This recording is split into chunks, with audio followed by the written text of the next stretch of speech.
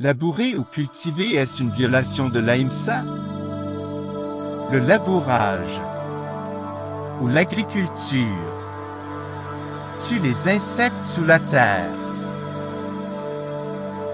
Mais l'intention derrière l'agriculture est de produire des céréales,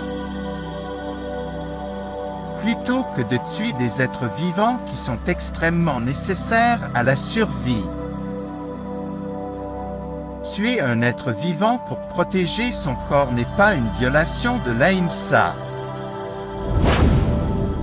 Tuer un moustique est-il une violation de l'Ahimsa? Tuer un être vivant pour protéger son corps n'est pas une violation de l'Ahimsa. Pour protéger son corps, il est très important de se protéger des moustiques.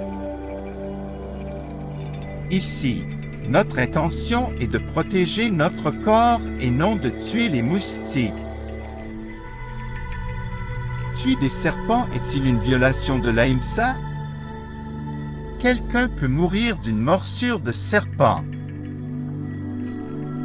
Par conséquent, si un serpent entre dans la maison, le tuer n'est pas une violation de l'Ahimsa. Mais tuer des serpents à l'extérieur de la maison sans aucune raison serait Himsa. Ici, notre intention n'est pas de tuer des serpents mais de protéger notre corps. Est-ce une violation de l'Ahimsa pour les soldats de se battre à la frontière? Non. L'intention derrière les soldats qui se battent à la frontière est de protéger notre pays et non de tuer des êtres vivants. Ce n'est donc pas une violation de l'Ahimsa. L'usage de la force contre un voleur ou un brigand est-il une violation de l'Ahimsa? Le voleur ou le brigand veut piller ou s'emparer de nos biens.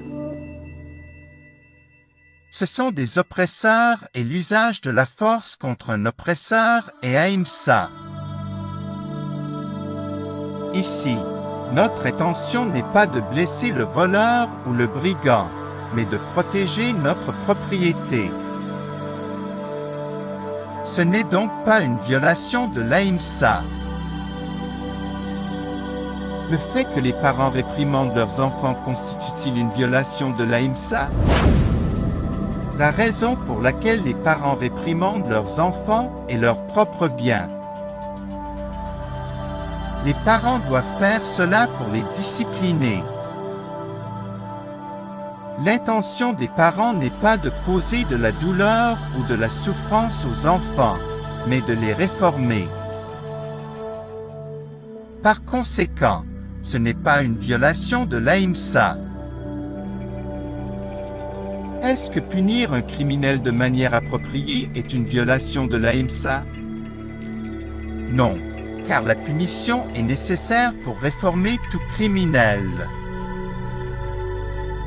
Si l'intention derrière la punition est de réformer le criminel et non de lui faire souffrir, alors ce n'est pas une violation de l'Ahimsa. L'utilisation de nourriture non végétarienne par les humains est-elle une violation de l'Ahimsa? Tuer une créature pour sauver une vie n'est pas un Himsa. Seul un être vivant peut être la nourriture d'un autre être vivant. Mais avant de consommer de la nourriture, deux faits doivent être gardés à l'esprit. Premièrement, pouvons-nous survivre sans le tuer ou non?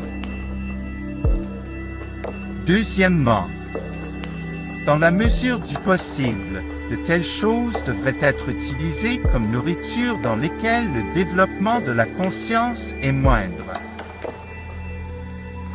C'est-à-dire que si des légumes sont disponibles, alors les animaux ne devraient pas être tués. Parce que le développement de la conscience est moindre chez les légumes par rapport aux animaux. Même si des légumes, des fruits et des racines sont disponibles, consommer de la viande comme nourriture est définitivement IMSA. Dans les régions enneigées, lorsque les légumes, les céréales, les fruits et les racines ne sont pas disponibles, manger de la viande n'est pas une violation de l'AIMSA. Est-ce IMSA de se moquer des autres, de les critiquer, de rire d'eux ou de les insulter? Se moquer des autres, les critiquer et les insulter est IMSA.